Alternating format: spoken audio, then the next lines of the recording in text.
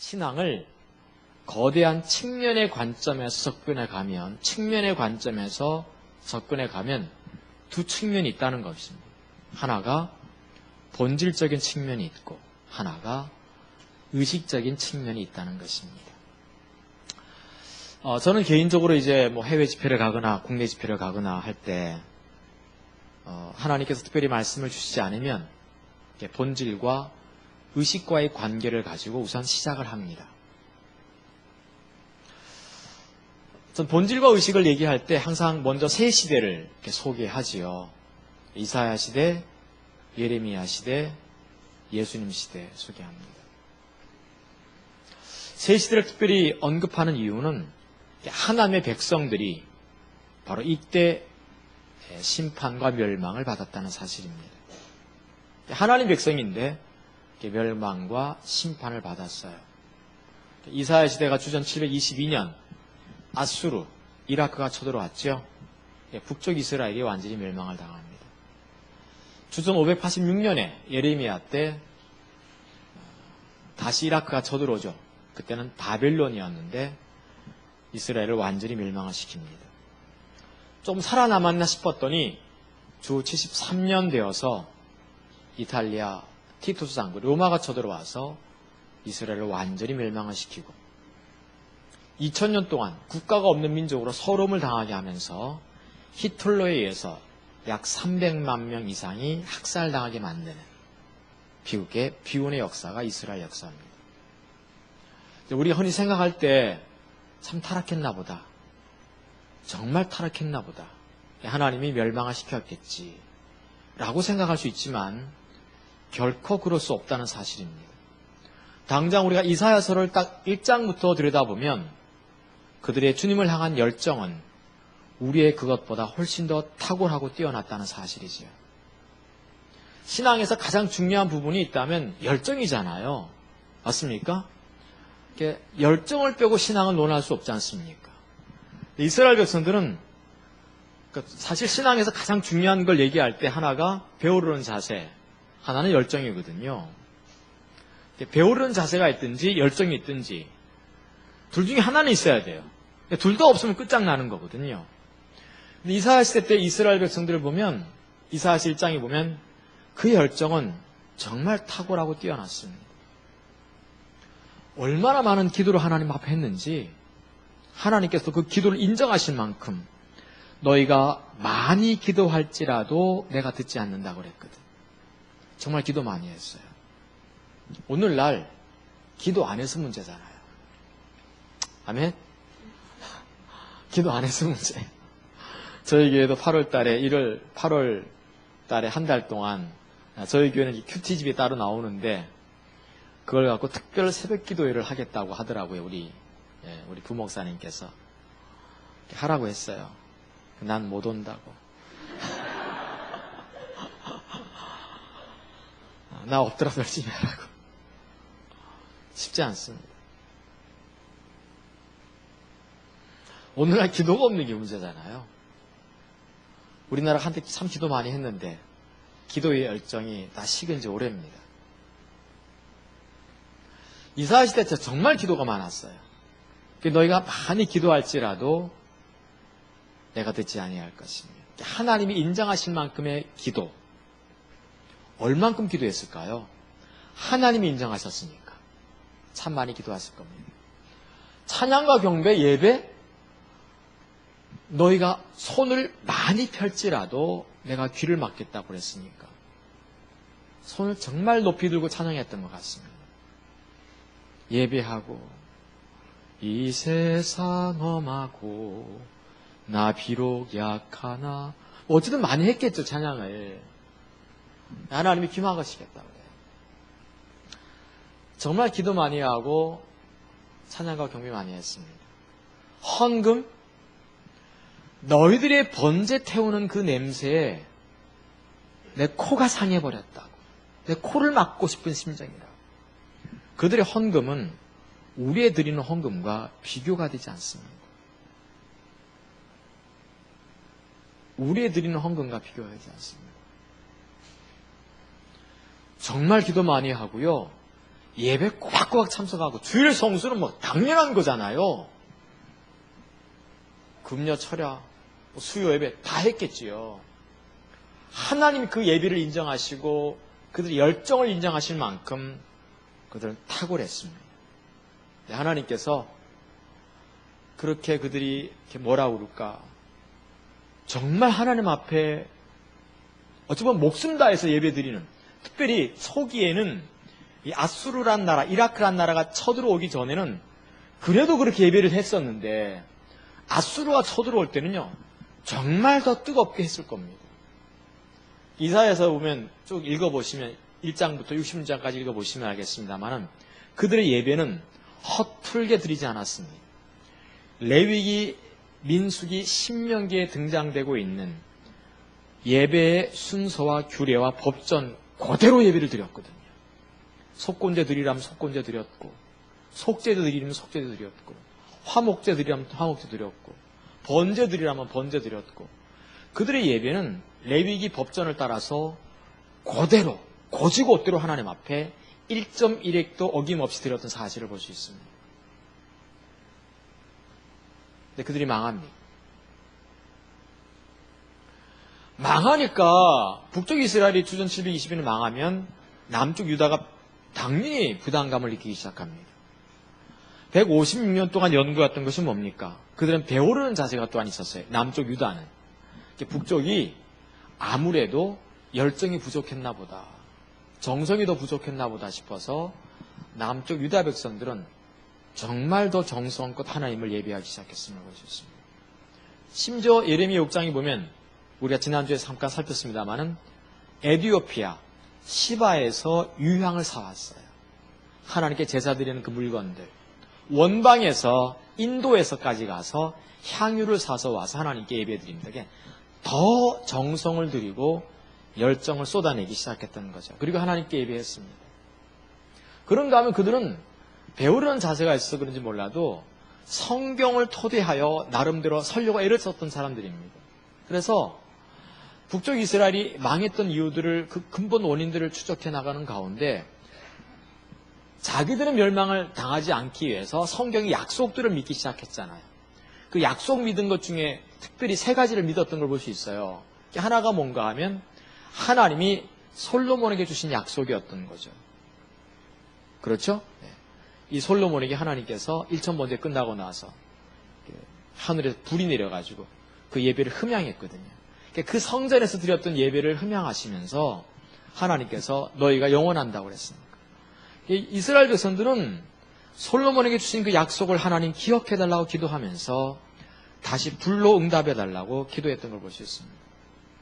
그런가 하면 두 번째는 하나님이 다윗에게 주신 약속이 있었어요. 다윗아, 네가 성전 세우면 네 자손이 그 성전을 중심으로 하여 너와 네 백성과 너의 나라를 내가 반석 위에 세우겠다고 하는 이 다윗의 언약이 있거든요. 그래서 남쪽 유다 백성들은 이 다윗의 언약, 하나님 말씀을 굳게 믿고 하나님을 신뢰했습니다. 세 번째는 다윗에게 하나님께서 하신 언약 가운데 또 하나가 뭐가 있어요? 다윗아, 네 자손이 임금으로 있는 한 임금의 지팡이가 너희 나라를 떠나지 않겠다. 너희 나라가 굳세일 거라는 거죠. 지금 우리의 왕이 여호와김, 시드기야 이런 임금들이 다윗의 후손들인데 왕으로 있기 때문에 절대 자기들은 멸망하지 않을 거라고 그렇게 믿었어요. 성경 근거에서. 근데 알다시피 그들이 망합니다. 그리고 나서 한 500~600년 흐르면서 이제 독립운동이 이렇게 로마의 속국, 페르시아의 속국으로 있으면서 이렇게 뭐라고 그럴까, 알렉산더 대왕의 어떤 그 치매랄까 속국으로 이렇게 있으면서 이스라엘 백성 사이에 독립운동이 벌어지기 시작하죠. 독립운동 벌어지면서 나왔던 이제 파가 바리새파, 사두개파 이런 파들이 나오기 시작합니다. 하나님 앞에 경건운동 하는 사람도 있고 말씀으로 돌아가자는 사람도 있고, 특히 말씀으로 돌아가자는 분들이 이제 바리새파 사람들이잖아요. 성경을 외웠어요. 성경대로 살아야 되니까. 옷술에다가, 여기 옷술인데 하나님 말씀을 기록할 정도였어요. 조그만 종이에다 써가지고 똘똘똘똘 이렇게 접어가지고 키파라고 하는 조그만 빵모자 안에다가 넣고 다닐 정도로 하나님 말씀을 사모하고 사모했습니다. 그들 역시 멸망당합니다. 이사야 시대도 멸망당하고 열정 가지고도 멸망당하고 그렇게 하나님 말씀 앞에 뭡니까? 정직하게 서가지고 나름대로는 그 말씀 토대하에 살려고 몸부림쳤던 약속을 의지했던 예레미야 때 백성들도 망하고 예수님 시대처럼 하나님 말씀을 통째로 머릿속에 외워서 그 말씀 그대로 살아가기 못하고 일주일에 2번씩 금식하고 하루에 3번씩 기도해야 하고 소득의 11조를 드리고 주를 향해서 막 별걸 다 했는데 전도 하나 하더라도요, 성경 보니까 예수님께서 표현하신 거 보면 너희가 산을 넘고 물을 건너 다니면서 전도했다고 그러거든요. 그 정도 하나님 말씀 지켰어요. 근데 그들은 뱀처럼 죽어갔습니다. 독사처럼 죽어갔거든. 이유는 뭐였어요? 자, 이유는 뭡니까? 분명히 우리 하나님께서 선지자를 통해서 말씀하십니다. 너희가 보기는 보아도 보지 못할 것이고 듣긴 들어도 깨닫지 못할 것이고 하나님께서 무슨 말씀을 하셔도 성경을 읽어도 깨닫지도 못하고 듣지 못한다는 것. 다시 말해서 영적인 분별력이 없었던 걸 볼 수 있습니다. 하나님께서 원래 말씀하신 그 의도들을 몰랐다는 거죠. 하나님의 뜻과 목적을 몰랐다는 거죠. 영적인 분별력이 없었던 거죠. 맞습니까? 없었어요. 근데 이제 우리가 이쯤에서 질문이 나와야 되는데 어떤 영적 분별력이 없었던 거예요? 그러니까 뭘 분별하지 못했던 거죠? 그게 바로 본질과 의식과의 관계를 분별하지 못했다는 이 간단한 이야기 같은데 이거를 그렇게 수백 년 동안 이스라엘 백성들은 노벨상은 반 이상 가져가면서 본질과 의식과의 관계에 대해서는 그들이 분별할 수 없었습니다. 그래서 우리 이 부분을 우리가 항상 볼 필요가 있다는 거죠. 알겠죠? 여전히 어느 날 보면 우리가 분별력을 많이 상실하는 걸 볼 수 있습니다.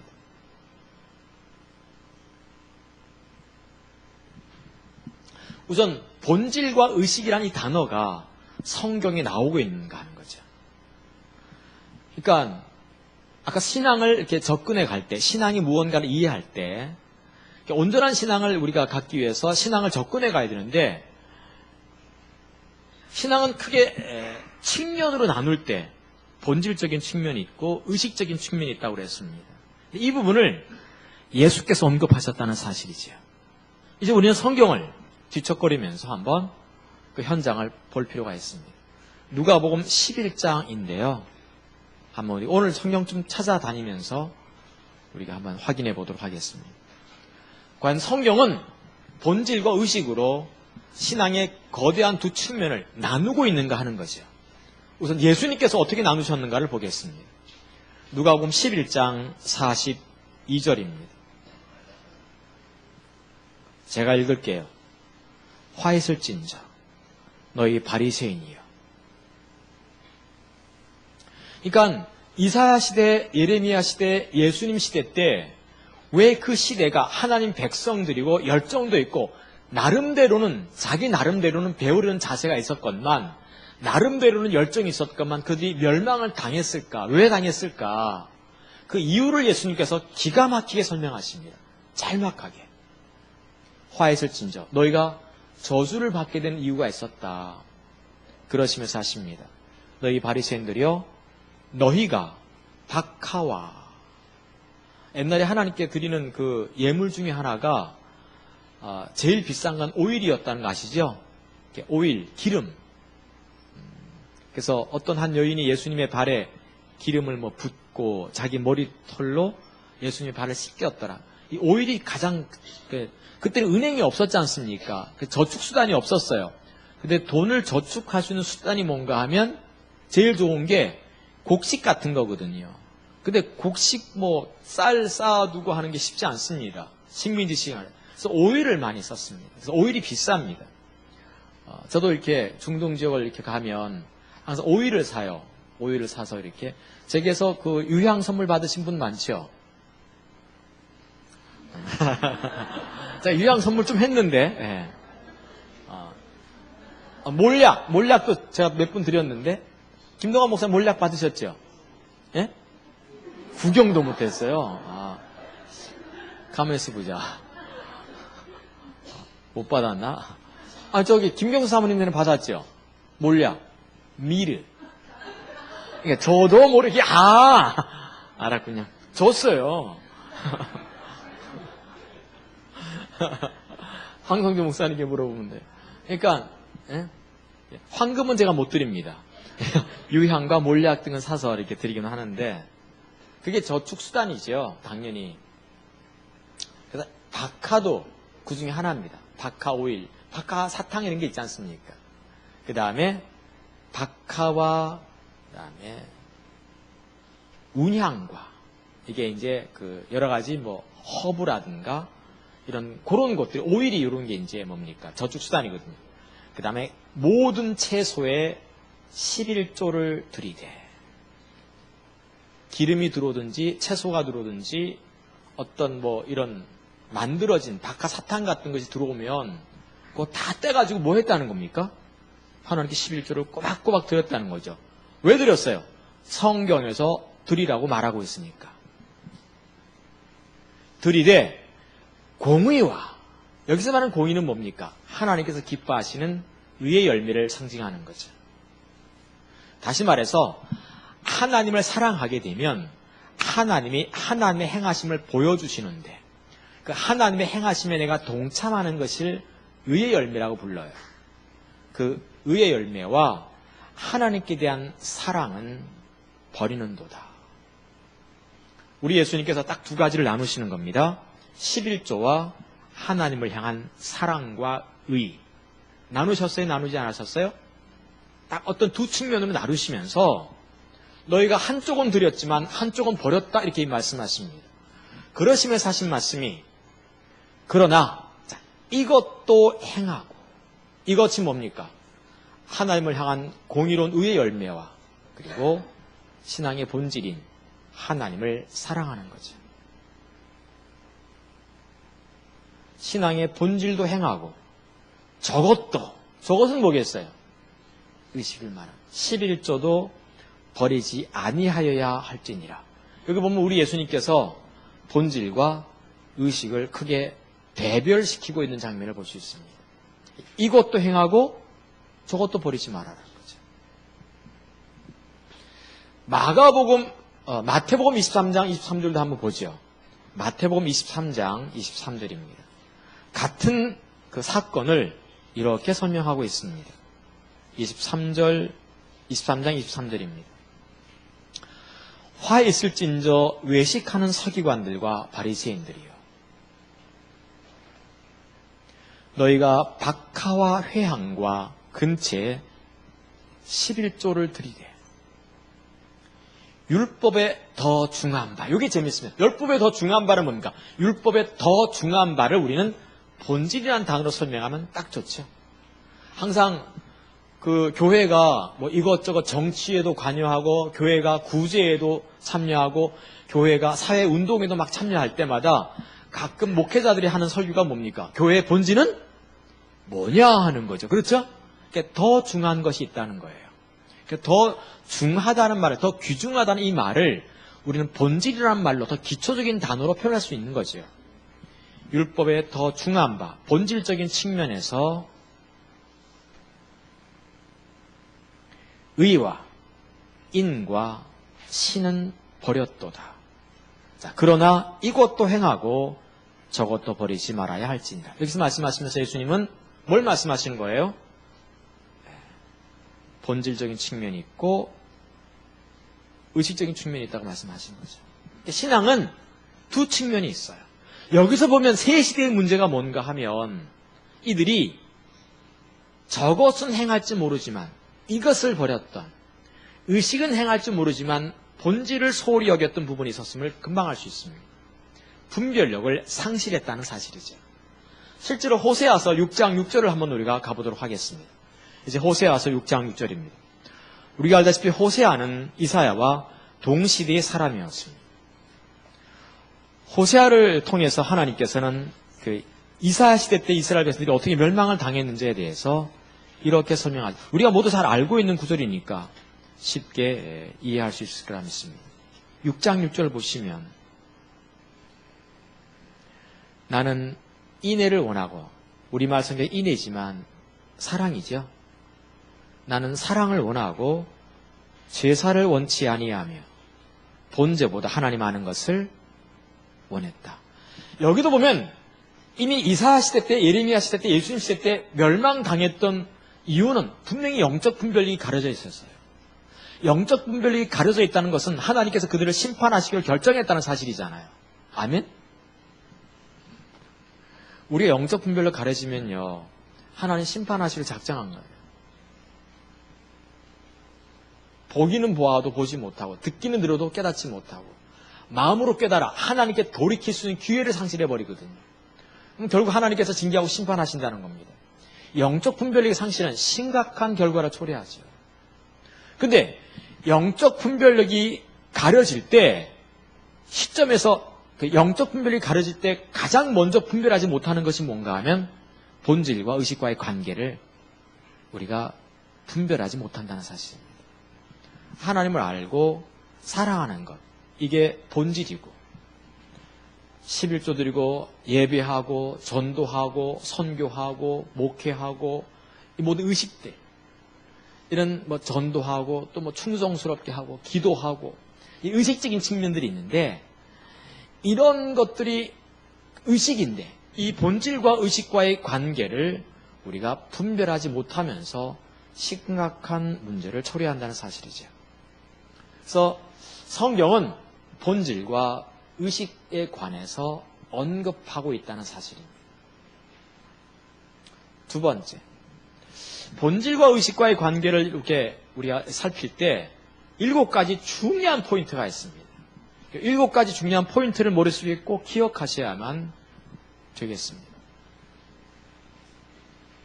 본질, 의식, 이 둘과의 관계를 우리가 이해할 때 7가지만 딱 기억해두면 이 7가지가 결국 우리 하여금 본질과 의식과의 관계를 잘 이해하게 만듭니다.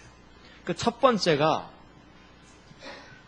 신앙의 본질은, 다시 말해서 신앙에서 핵심적인 것, 으뜸적인 것, 기초적인 것, 근간이 되는 것, 근본이 되는 것, 토대가 되는 것, 그것이 없이는 그 어떤 의식이 있어도 의미가 없게 만드는 가장 기본적인 것, 이걸 본질이라고 말할 수 있는데, 신앙의 본질은 크게 두 측면이 있어요. 하나가 하나님과의 친밀한 교제의 측면이 있고, 동력자의 삶의 측면이 있습니다. 신앙의 본질은요, 하나님과의 친밀한 교제고, 또 하나가 동력자의 삶입니다. 하나님과 친밀한 교제가 뭘까? 저를 주목해 주시오. 하나님과 친밀한 교제가 뭐지? 우리끼리 친밀한 교제는 막 떠들기도 하고 얘기도 하고 밥도 먹고 교제 있고 서로 사랑하기도 하고, 맞습니까? 이게 교제예요. 근데 하나님과의 친밀한 교제는 뭘까요? 눈에 보이지 않는 저분과 함께 교제. 이거죠? 하나님과의 친밀한 교제는 어떤 것도 친밀한 교제가 아닙니다. 그래서 요한복음 10장 3절도 분명히 말씀하시기를, 영생은 곧 유일하신 참 하나님과 그의 보내신 자 예수 그리스도를 아는 거라고 그랬잖아요. 가장 큰 계명은 그분을 사랑하는 거거든요. 이거죠. 하나님과 친밀한 교제가 뭐지? 우리는 잘 있었니? 나 잘 있다. 너 보고 싶다. 이게 친밀한 교제일 수 있어요. 근데 하나님과의 친밀한 교제는 그렇게 하는 게 아니에요. 눈에 보이지 않는 신이시거든요. 하나님이시거든요. 친밀한 교제가 뭐예요? 저 하나님을, 살아계신 하나님을 알고 사랑하는 것을 내 인생의 유일한 열망 삼는 것. 그게 친밀한 교제입니다. 저 하나님을 알고 사랑하는 것. 그것을 어떻게 해요? 내 인생의 유일한 열망 삼고 살아가는 것. 이걸 친밀한 교제라고 불러요. 이건 친밀한 교제가 아닙니다. 일어나가서 하나님 아침에 일어나요 말아요.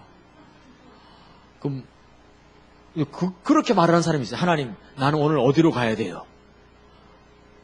밥을 먹을까요 말까요?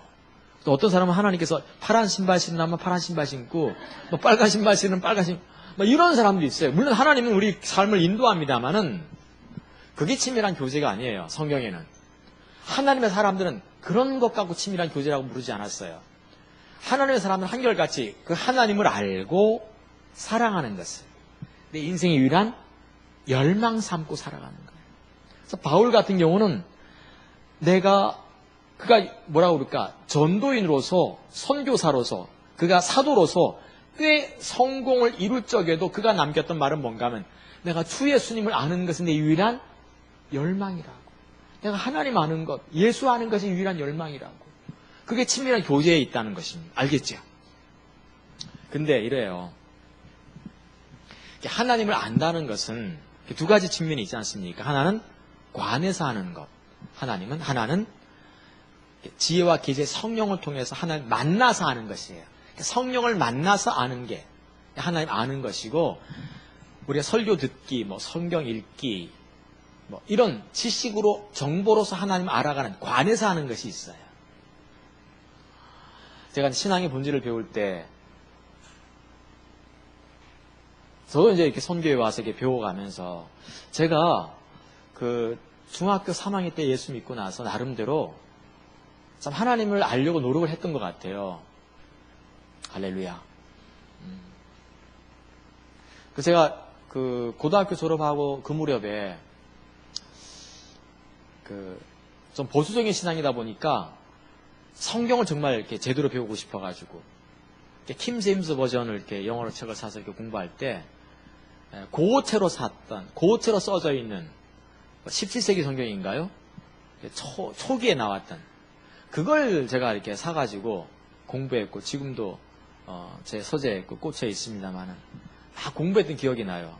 예를 들면 is라는 영어 is is라는 단어가 east 이렇게 나오기도 하는 그런, 요즘 목사님도 그걸 공부했다고 그러시더라고요. 그래서 나도 약간 뿌듯했는데 저도 20살 그 무렵에 한참 그거 막 공부하고, 그때 한참 또 워치만니가 또 한참 떴을 때예요.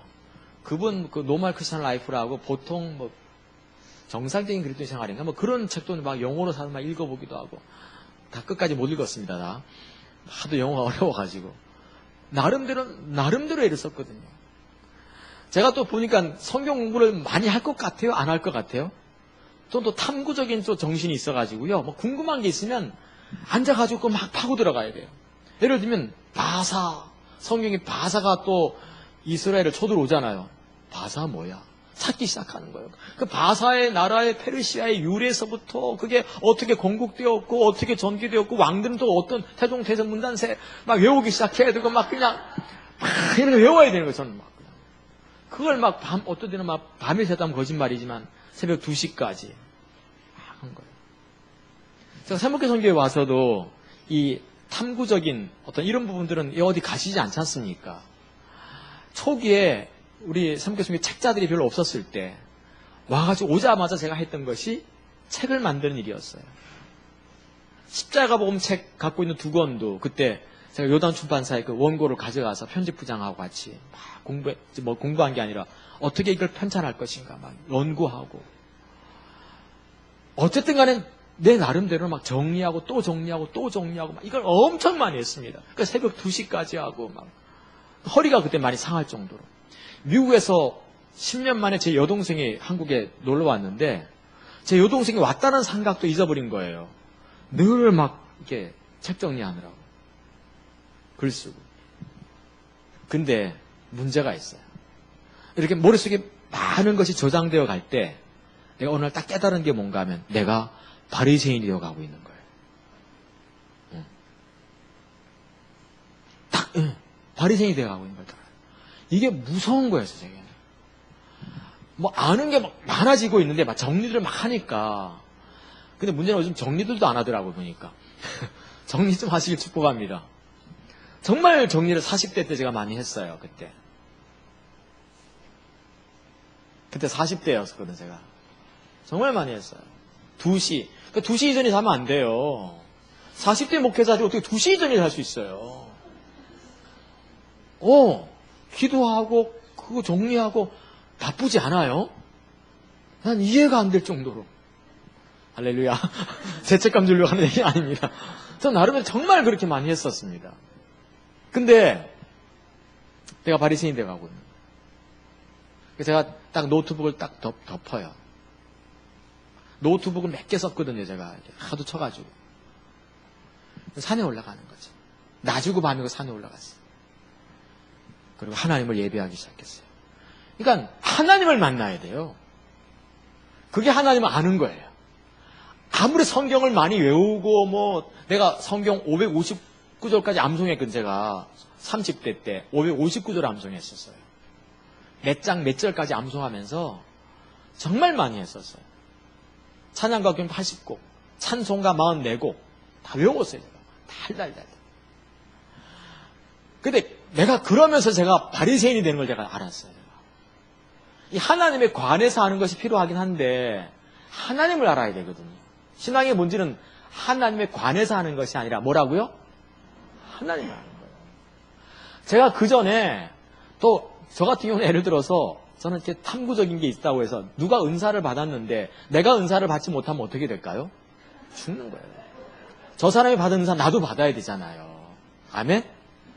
제가 30대 정말 전국 방방곡곡을 다녔어요. 김상가처럼. 그 유명한 뭡니까? 부흥 강사, 그 다음에 뭐죠? 기도원. 어떤 디귿 수도원이라는 곳은요, 철장 날리잖아요. 딱 대고 기도하면, 여기 딱 벗으면요, 이게 검게 타버립니다. 손가락 딱 된 것처럼. 딱 타버립니다. 이렇게. 철사장 권법이라고. 거기 가서 막 엎드려 기도하고, 티귿 기도원. 강원도까지 그냥 막 30대 때 가서, 우리 아이 그때, 7살인가 6살인가 5살 때 데리고 가서, 그 눈찌르잖아요, 그러니까. 눈찌르. 나도 받고 나서 우리 아이 밖에다가 이게 뭐지, 이거? 결막염 걸려가지고, 그 다음날 병원 가고 막. 그래서 아무나 가서 되는 게 아니더라고, 보니까. 나름대로 그런 게 있었어요, 제가. 은사, 30대 때 은사 때문에 은사 쫓아다녔거든요. 근데 은사 쫓아다니면 망하게 돼 있습니다. 네. 제가 한번 거기서 불을 봤는데, 불이 진짜 있더라고, 보니까. 불이 일로 들어오는 거예요, 머리로. 근데, 저 옆에 있던 그분이, 나보고, 목사님 불 들어가겠다 그러더라고. 불이 보이나 봐. 야, 나도 그 불 보이고 싶더라고. 불이 들어왔대. 뒤로 들어가네요. 딱 그러시더라고. 난 뭐 죽겠더라고, 그냥. 불이 들어오니까. 이게 타고 내려가는데, 이런 촛불에서 손대도 뜨겁잖아요. 들어오는데 막 죽겠는 거예요. 근데 그분이 이렇게 그러시더라고. 등어리 타고 내려가네, 그래요. 그게 보이나 봐.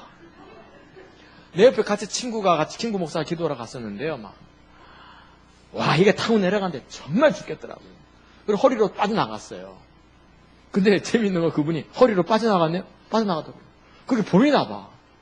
주님, 나는 어떻게 볼 수 있나이까?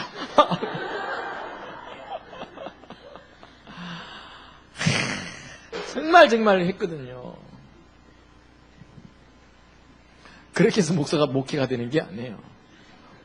그건 다 과정이잖아요. 과정이고, 하나님 아는 건 그게 하나님 아는 거 아니거든요. 하나님, 은사 많이 받았다고 해서 사람이 바뀌지 않습니다. 아직 하나님 모르기 때문에.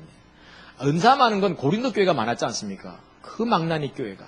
은사는 많이 부어졌어요. 그러니까 하나님 아는 거하고 상관이 없었어요.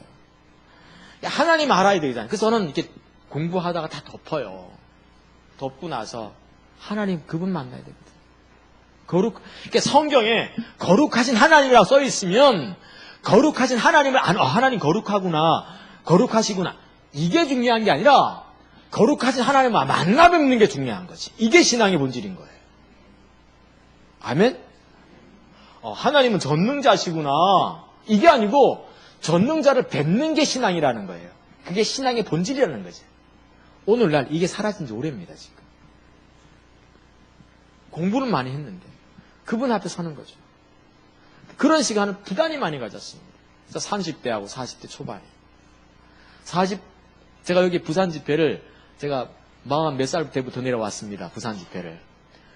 그 전까지는 줄기차게 정말 했어요. 그때는 대전 집회 또 1년 또 섬겼고. 와, 정말 나름대로 하나님을 찾는, 하나님 앞에 서서 하나님 만나야 되는. 여러분들, 하나님의 관에서 하는 것과 하나님을 아는 것, 뭐가 차이점이 있을까요? 이사야 보면 금방 알 수 있습니다. 전 그래서 저분이 공부를 많이 해. 하나님의 관에서 하는 사람하고 하나님 아는 거하고 전혀 다릅니다. 하나님에 관해서 하는 건 뭐 설교 듣고 정리하고 뭐 녹취해도 괜찮고요. 뭐 책을 읽어도 괜찮고 뭐 연구 많이 해야 되겠죠, 당연히. 그래서 관해서 하는 것뿐이고 아는 게 있어요. 이사야 같은 경우 훌륭했던 분이지 않습니까? 하나님은 거룩하신 하나님을 알았어요. 성경을 통해서. 그리고 실제로 정말 거룩하게 살았던 사람이 이사야입니다. 근데 하나님을 이렇게 뵈러 갔어요. 하나님한테 기도하러 갔는데 누가 나타나신 거죠? 하나님이 나타났거든요. 근데 기억하십시오. 하나님이 나타나시면 반드시 하나님의 어떤 면이 같이 나타납니다. 그냥 하나님이 나타났다 하면 그 거짓말입니다. 되게 거룩하신 하나님이 나타나든지 선하신 하나님이 나타나든지 사랑의 하나님이 나타나실 때 분명히 어떤 측면이 나타나게 돼 있어요. 그래서 그걸 우리는 영광을 본다고 그러거든요. 하나님의 어떤 측면을 볼 때 우리는 그걸 영광을 보았다는 말로 쓰고 있어요. 영광을 보는 거거든요. 이런 거예요. 예를 들면 거룩하신 하나님이 이렇게 딱 나타나면 우리의 분별력을 키우셔야 되기 때문에 거룩하신 하나님이 딱 나타나면 거룩의 기준이 딱 보이게 됐습니다. 거룩의 기준.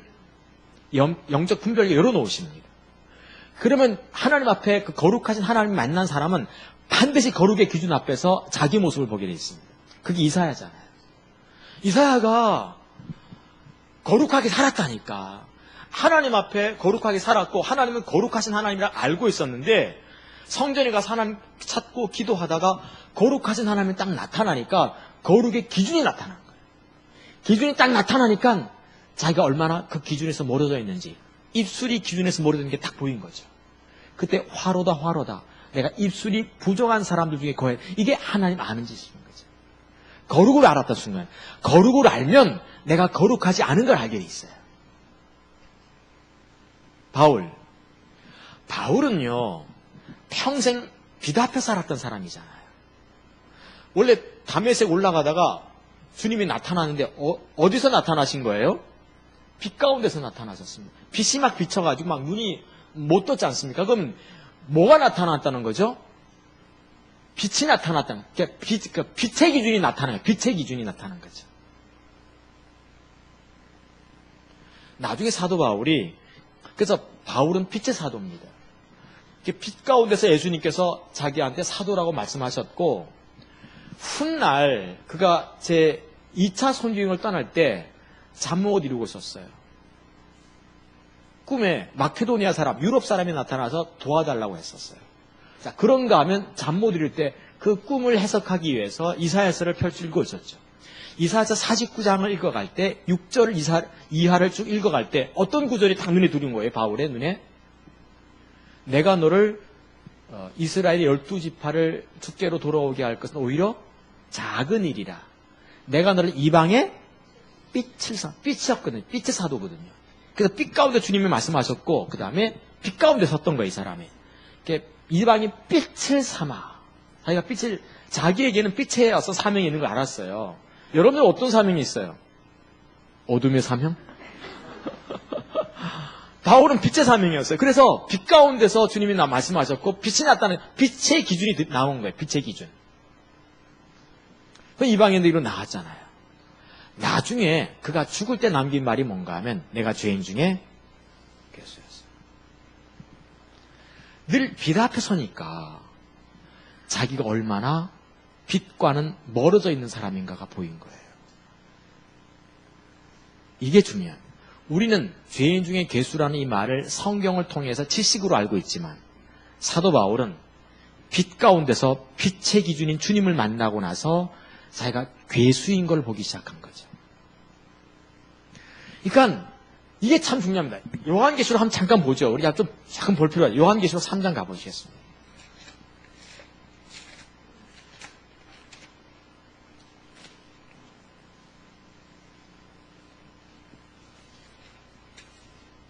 (14절) 보시면 라오디게아 교회 사자에게 편지하기를 하고 이제 주님이 나타나십니다. 거기에 아멘으로 나타나시고 충성으로 나타나시고 참된 증인으로 나타나시고 하나님의 창조의 근본으로 누가 나타나시죠? 예수님이 나타나십니다. 그러니까 저를 주목해 주죠. 라오디게아 교회는 아멘 아멘 많이 했던 것 같아요. 왜냐하면 라오디게아 교회가 딱 한마디로 정의하면 어떤 교회였어요? 그 당시에 축복받은 교회였어요. 그러니까 우리가 부자다, 부유하여 부족한 것이 없다. 그러니까 물질적인 축복을 많이 받았던 게 교회였던 것 같아요. 부가 있었어요, 거기에. 그러니까 한때는 주님을 간절히 찾았더니 예수가 부잖아요. 그러니까 재물이었거든. 그러니까 요한계시록의 4장과 5장에 보면 예수님을 찬양할 때, 어린 양을 찬양할 때 5장에 보시면 저 예수, 어린 양 일찍 죽임을 당하신 예수님께 부와 명예와 존귀가 입당에 합계 합당하셔도 그렇게 말씀하시지 않습니까? 그렇죠? 그렇습니까? 안 그렇습니까? 제가 옛날에 좀 어눌했던 말을 잘 더듬이였고 제가 말더듬이었습니다. 그래서 지금 약간 더듬는 게 있죠? 모르십니까? 아시는 분 금방 알아요. 제가 말 더듬고 있다는 거를. 하나님이 말더듬이를 고치신 거죠. 근데 아직은 이렇게 100%는 아니고 좀 혀가 더 돌아가야 돼요. 그러니까 라오디게아 교회가 한때는 하나님 간절히 찾고 구했던 것 같아요. 아멘 아멘 했던 거죠. 하나님께서 실제로 그 아멘은 그 말씀하신 대로 이루어지겠다는 그 뭡니까? 내 믿음의 표식이잖아요. 신앙의 표현. 그랬더니 그대로 하나님께서 예수가 부가 되셔서 그 교회가 부를 겪었어요. 받았어요. 문제는 뭔가 하면 지나가면서 아멘 아멘은 많은데 뭐가 흐려진 겁니까? 아멘의 기준이 흐려진 거죠. 즉 다시 말해서 하나님 말씀 앞에 떠는 자세로 서지 않았어요. 예수께서 라오디게아 교회에 딱 나타날 나중에 라오디게아 교회는 예수는 뭐라 하십니까?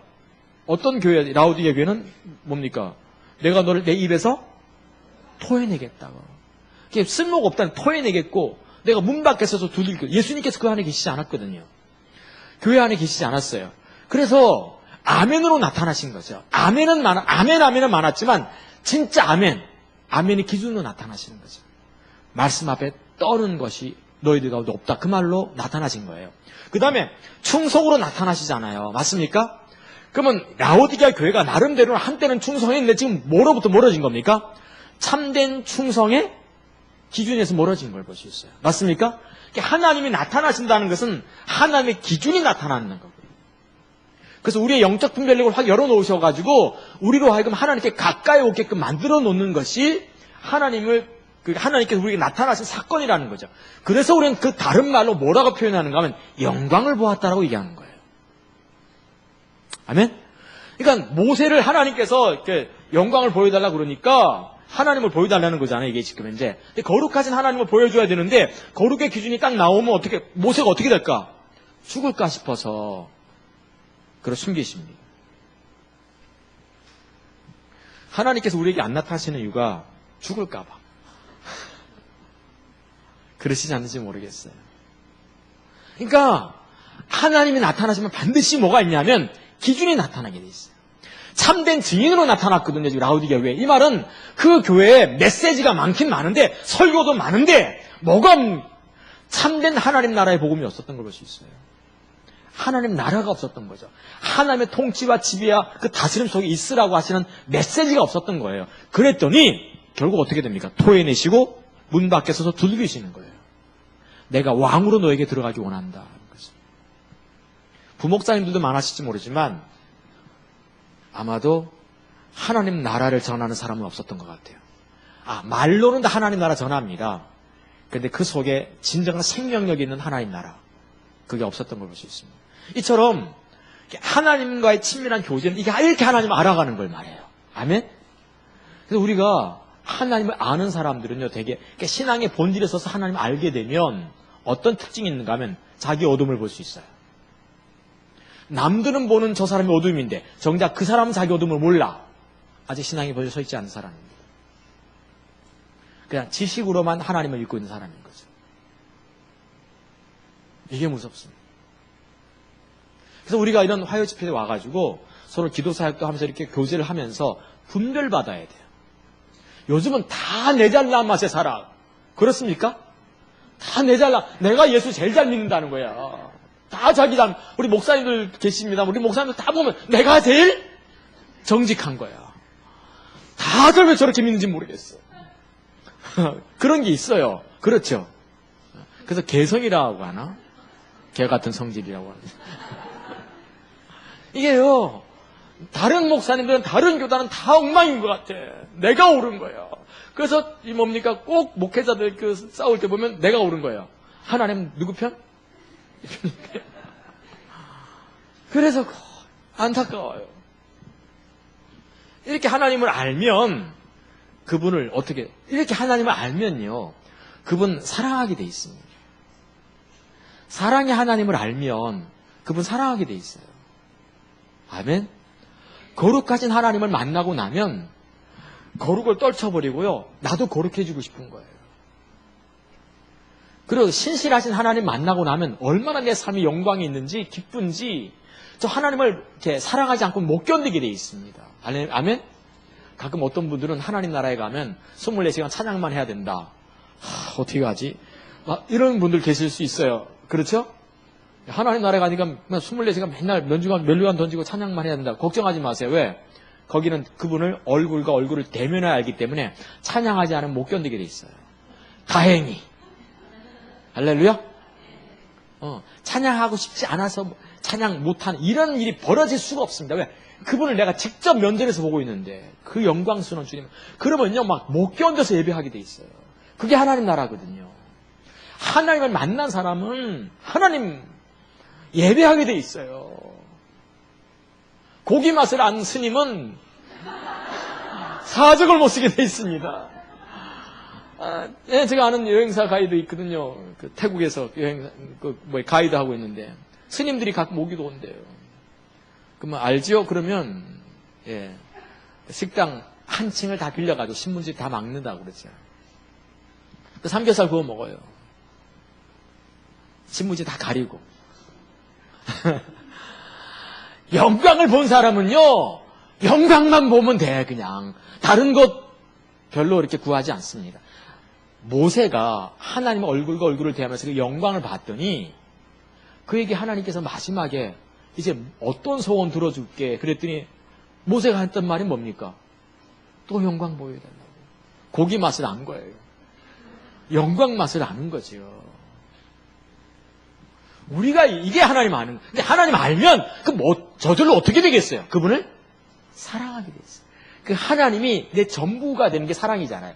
사랑합니다, 사랑합니다. 이게 사랑이 아니라 저 하나님이 내 전부가 되는 게 사랑이거든요. 유일한 전부, 유일한 힘, 유일한 소망, 유일한 기쁨. 맞습니까? 우리가 돈 떨어지면 힘 떨어져. 왜? 돈이 힘이기 때문에. 그러니까 요즘 제가 좀 위축된 게 있었어요. 좀 위축되니까 내가 가끔 실망이 찾아오는 거예요, 자꾸. 왜 실망하죠? 하나님 사랑하지 않았어요. 하나님 사랑한다는 뭔가? 하나님이 나의 유일한 반석 되는 것. 하나님이 유일한 내 피난처 되는 것. 하나님이 내 유일한 요새 되는 거거든요. 하나님이 내 유일한 기쁨 되는 게 사랑이에요. 사랑은 그분이 내게 어떤 존재냐가 사랑인 거거든요.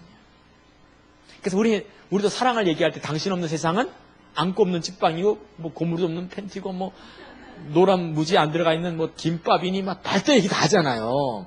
사랑은 저분이 내게 누구냐에 사랑이 달려있거든요.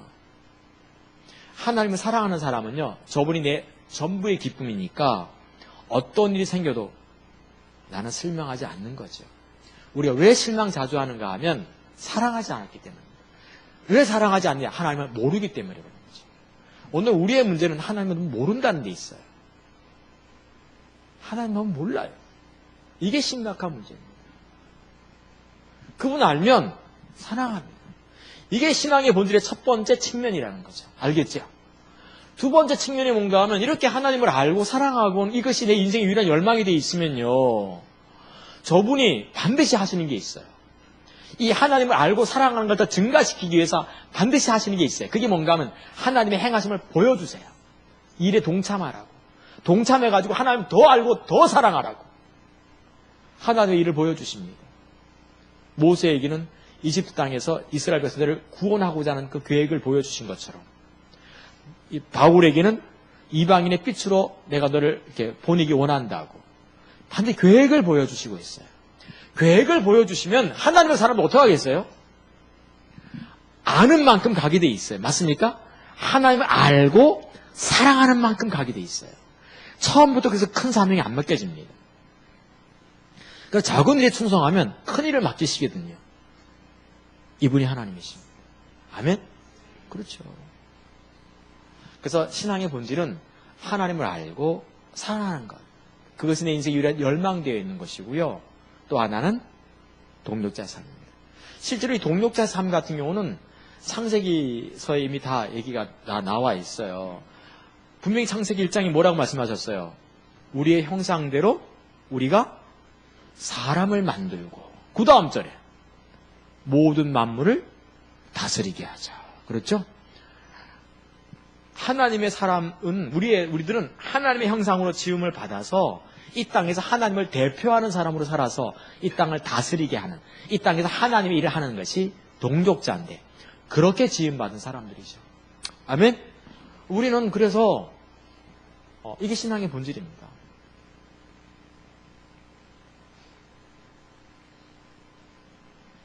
하나님의 사람들은요, 하나님의 행하심을 보면 헌신하게 돼 있어요. 그리고 어떤 대가를 지불해도 기꺼이 가려고 하는 이 특성이 있어요. 하나님의 사람들은 그랬어요. 바울 같은 경우는 나중에 기도 사역 받으면서 예루살렘 돌아가지 말라 그랬더니 뭐라고 하나요? 내가 주 예수께 받은 사명, 그것을 감당하는 일에는 내 생명을 조금도 귀한 것으로 여기지 아니하노라. 이렇게 말씀하십니다. 제 친구 중에 이 나라 들어보셨습니까? 까라칼파키스탄. 세상에 참 많은 나라가 있습니다. 모르는 나라가 많습니다. 저는 어쨌든 전에 하나님께서 열방을 주시기 하나님 열방을 주시기 원하시잖아요, 우리에게. 그러니까 어쨌든 간에 그때 기니비사우란 나라에서 전화가 와서 여기 집회 와달라고. 야, 나 기니비사우란, 나도 웬만한 나라 몇 다 알거든요. 제가 40개 넘는 나라를 다녔거든요, 제가. 한 나라는 40번 갔고. 근데 기니비사우는 데 처음 들었어요. 근데 까라칼파키스탄 들어보셨습니까? 제가 우리 이영 목사님하고 우즈베키스탄 집회 그때 한번 전체 선교사님들 집회 한번 간 적이 있었는데 거기 다음 세대 모든 선교사님들 교단 초월해서 자녀들 집회를 우리 이영 목사님 거기는 따위 세대라고 부르더라고요. 그죠? 따위 세대 집회도 인도하시고 또 선교사님들 집회도 인도하고 했는데 그 우즈베키스탄 안에 구소련 체제가 이제 붕괴하면서 까라칼파키스탄 나라가 있어요. 그 안에 워낙 빈민국이라 자체적으로 살 수 없으니까 우즈베키스탄 안에 그냥 작은 공화국으로 머물면서 빌비터서 그냥 사는 거예요. 얼마나 거기에 이제 바이칼호 이런 바이칼호가 아니라 무슨 호수가 거기 있습니다. 유명한 호수가 바이칼 호수로 내가 알고 있는데 흑해는 아닌 것 같고. 근데 그게 점점 수위가 이렇게 그 기후 변화로 이렇게 줄어든다네요. 그 소금기가 이렇게 가득 있대요. 염분이 높고. 거기에 이제 그 성경 번역하는 데가 있습니다. 그게 유명한 데인데. 네, 거기 지금 회장을 하다가 지금 그만둬서 총무하는가 그러는데, 제 동기 친한 친구였어요. 근데 이 친구가 거기로 발령해서 까라칼파키스탄 언어로 그 성경을 번역하는 거예요. 근데 문제는 뭔가 하면, 거기 통상적으로 이 평균 연령이 한 40이면 다 죽는 거예요. 왜냐하면 그 물을 먹고 살아야 되는데 염도가 너무 높으니까 다 골다공증 걸려가지고 막 다 죽는 거예요. 그래서 이분들이 거기 가서 이제 어떻게 하나님 왜 나를 이곳에? 이 기도도 많이 하는 거예요. 성경 번역이라는 게 그게 1년 안에 되는 게 아니잖아요. 그게 그 나라 언어를 어떤 습득해야 되고 그걸 번역하고 나면 계속 점검하고 분별하고 이게 적당히 표현되는가 이게 한 10년 이상 너무 걸리는 거거든요, 그게. 그러니까, 그곳에 가서 이제 살아가는데 정말 힘든 거예요. 그 사모님은 대한항공에서 근무하다가 이렇게 갔는데, 둘이 거기 갔어요, 하필이면. 하나님께서 가라고 해서 갔는데, 까락까락카팍. 근데 이제 한국에 오면 이제 저희 교회에서 예배 드렸어요. 한 번은 간증을 하는데 저희 교회에서 하나님이 왜 나를 거기 보내신지 모르겠다. 그러니까 오면 뭘 사갖고 갈까요, 거기 갈 때? 물을 사갖고 하면 큰일 났는데 물을 어떻게 들고 와 이거를. 얼마나 먹겠어요. 정수기 필타가 생명인 거예요. 정수기 필터만 이렇게 사갖고 가는 거예요. 다른 거 옷 같은 거 다 빼고 필터만 사갖고 가야 돼요. 필터 떨어지면 다시 와요. 왜냐하면 되게 25이면 골다공증 오고 32, 3쯤 죽는데요. 조금 오래 사는 사람이 한 50, 그러니까 한 40 정도가 이제 평균 여행이 되는 거겠죠. 이게 정말 답답한 나라죠. 그런데 이제 저희 교회에서 예배 드리면서 그때 찬양할 때 나의 반석이신 하나님 행하신 모든 것 완전하시니 나의 생명 되신 하나님 내게 행하신 일 찬양합니다 하면서 진실하신 하나님 실수가 없으신 할 때요 사모님이 찬양하다가 펑펑대고 하나님 절대 실수 없어요. 아멘? 가끔 우리 좀 안 되면 무슨 생각이 쉬워요? 왜 실수하셔가지고 왜 실수하셔가지고 나는 목회자로 불러가지고 사모님이 막 대고 우시는 거예요. 하나님은 절대 실수 없으신 분이십니다. 믿습니까? 왜냐하면 신실하신 하나님. 그러니까 우리가 기억할 것은요, 하나님을 알고 사랑하는 그 사람은 지금 까라카파키스탄에서 추방당했습니다. 다행인지 불행인지 모르는데 나와서 우즈베키스탄인데 거기서 지금은 이제 거기 성경번역 선교회 회장을 했거든요. 회장, 한국 지부장 해가지고 이제 그 하는데 그 언어로 구약은 다 번역이 됐고 신약이 먼저 번역이 됐고 구약을 번역을 거의 다 마친 거로 알고 있어요. 근데 그 아들들을 저희 NWWC에 보내서 은혜 받게 만들었습니다. 할렐루야. 참 감사하더라고요. 이렇게 교류하니까. 근데 이야 정말 우리가 기억해야 될 것은요. 하나님 실수 없으시고요. 하나님 알고 사랑하는 것이 인생의 유일한 열망대에 살아가다 보면 그 하나님의 행하심을 보이면 어떻게 한다고요? 그 하나님이 얼마나 신실한 걸 아니까 실수가 없는 걸 아니까 어떻게 합니까? 기꺼이 동참하는 거죠. 아멘? 동참하는 겁니다. 기꺼이 동참하는 겁니다.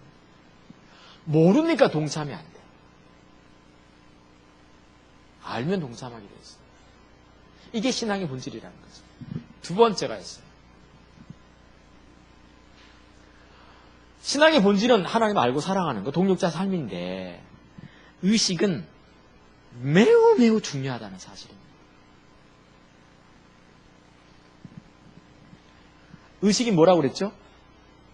제가 물어보면요 헷갈려합니다. 의식이 뭐죠? 하나님을 향한 내 종교적인 행위 일체를 가리키는 단어입니다. 이렇게 좀 정리 좀 합시다. 아멘? 의식이 뭡니까? 기도.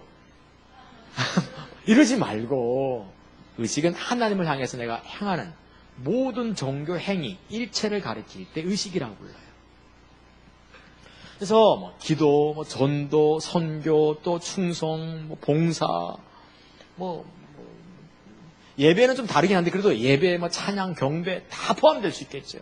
이렇게 화요 집회, 주일 성수하는 거, 11조 드리는 거, 헌금하는 거, 금식하는 거, 의에 열매 맺는 거, 이 모든 것들 이게 다 의식이거든요. 맞습니까? 다 필요합니다. 근데 이게 너무너무 중요해요. 세 가지 면에서 중요합니다. 왜 중요하죠? 하나님 명령이니까. 기도하라 누가 하셨어요? 11조 드려 누가 하셨어요? 하나님이 하신 거예요. 그래서 이거 해야 돼요. 아멘도 좀 많이 하게 축복합니다. 아멘? 요즘은 아멘을 너무 안 해요.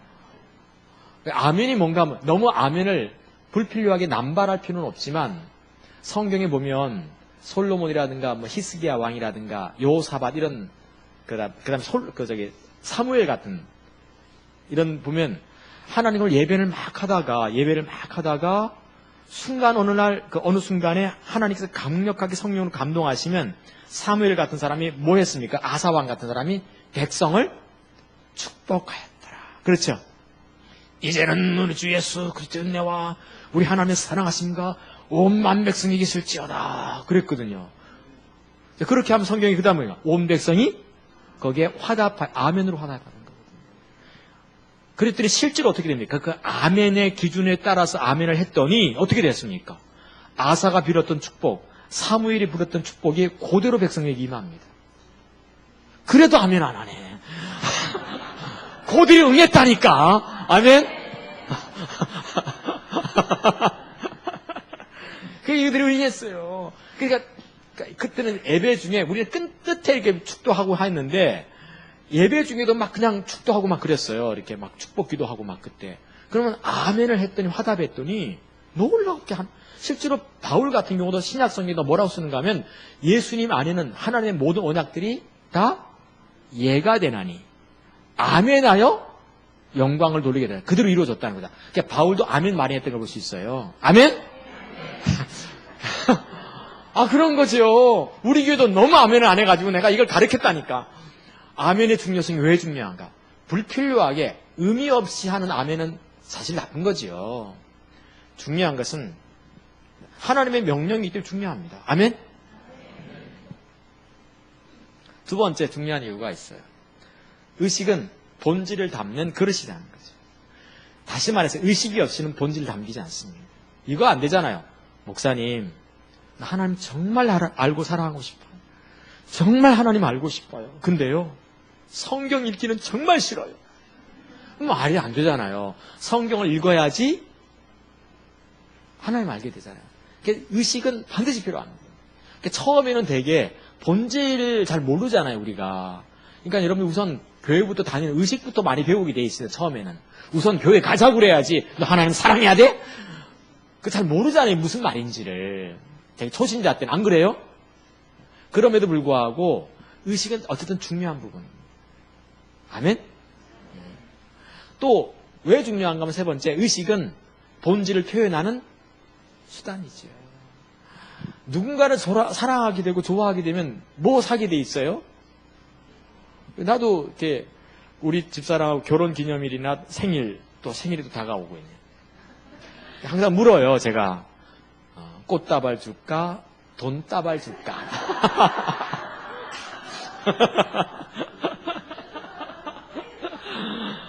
그럼 집사람은 어김없이 돈다발. 꽃은 받을 때 뿐이고 일주일이면 시들지만 돈은 시들지도 않고.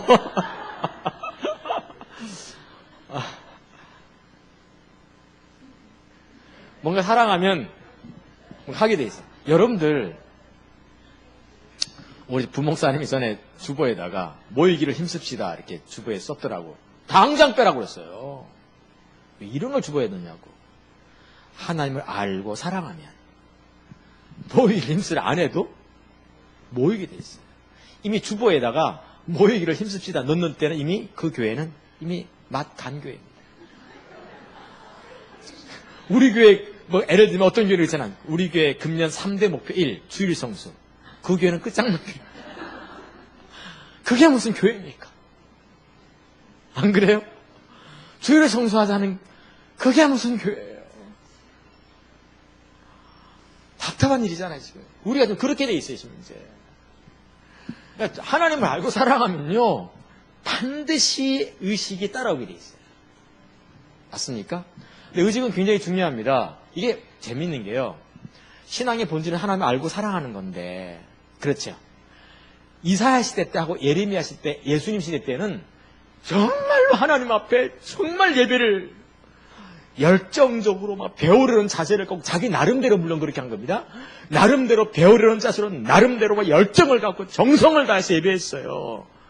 근데 하나님께서 그들 예배를 어떻게 하셨습니까? 자, 이사야서 66장 한 3절을 봐야 돼요. 이사야서 66장 3절을 보시면 이사야서를 끝내시면서 하나님께서 이렇게 말씀하셨어요. 3절을 보시면 소를 잡아 드리는 것은 그러니까 제사 지냈다는 거죠. 레위기의 성경을 따라서 소를 잡아 그대로 드렸는데 그렇게 드리는 것은 뭐와 같다? 살인함과 다름이 없고. 자, 이거 보십시오. 이게 살인이라는 단어를 왜 등장시켰냐를 봐야 돼요. 유태인들에게는 3대 극악스러운 범죄가 있어요. 용서하지 못하는 범죄가 있어요. 그러니까 다른 죄는 용서하는데 용서받지 못하는 죄가 딱 3가지가 있다고. 하나가 우상숭배입니다. 이건 반드시 돌로 쳐 죽입니다.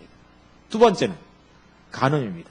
예수님 시대도 간음하다 현장에 잡힌 여자 어떻게 했습니까? 돌로 쳐 죽였거든요. 세 번째가 뭐예요? 살인입니다. 그래서 성경은 살인한 자는 도피성으로 도망가야만 살아요. 안 그러면 중간에 누군지 만나도 그 사람을 쳐 죽여도 뭐예요? 아무 죄가 없어요. 살인은 용서받지 못할 죄였거든요. 근데 레위기 성경을 따라서 명령을 따라서 하나님께 제사를 정성껏 드렸는데 하나님께서 뭐라고 하신 겁니까? 살인하고 있다는 거죠. 용서받지 못할 죄를 짓고 있다는 거죠. 사람이라는 게 성질 나면 우리 한국 사람 특히 뭐라고 그럴까? 우리 한국 사람들은 성질 나면 상대방이 뭐라고 그럴까? 더 이상 길을 못 피거나 상대방이 더 이상 어떤 내 앞에 반항하지 못하도록 이렇게 뭐라 그럴까? 이렇게 강력한 한 방을 날리는 게 뭐가 있어요. 맞습니까? 아니 막 질 것 같으면 저 사람이 막 예를 들면 남편하고 아내가 싸운다고 막 아내가 막 떼떼떼떼 가지고 막 남편이 질 것 같잖아요. 그럼 어떻게 합니까? 그러면 경상도 사람 뭐라 그래? 그래, 니 똥? 그걸 다 타버리고 끝나는 거예요. 그냥 맞습니까? 한 말 없게 만드는 게 있어요, 없어요? 그래, 있어요, 없어요? 이게 그냥 막 몰린다든가 할 때 더 이상 상대방이 걔 뭐라 그럴까? 네가 이걸 뭐라고 표현해야 되지? 더 이상 상처를 주더라도 뭐라 그럴까? 가장 아픈 폐부를 찌르는 상처를 주어서 더 이상 반박하거나 반항하지 못하도록 주는 마지막 이렇게 숨겨진 이런 큰 한마디가 있어요. 맞습니까?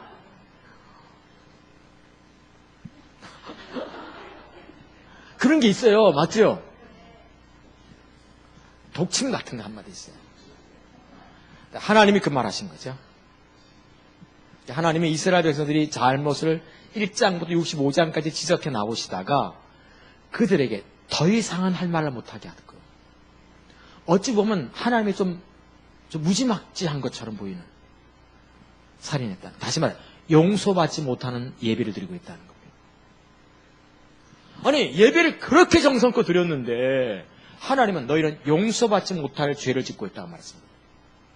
좀 너무한 거예요, 아니에요? 그 다음 좀 읽어야 됩니다. 어린 양으로 제사 드리는 것은 어린 양은 레위기에 나오는 출애굽기에 나오는 그대로 드린 거죠. 맞습니까? 6월절 뭐와 같아? 개의 목을 꺾음과 다름이 없으며 이스라엘 백성들이 가장 혐오하게 생각하는 짐승이 개였어요.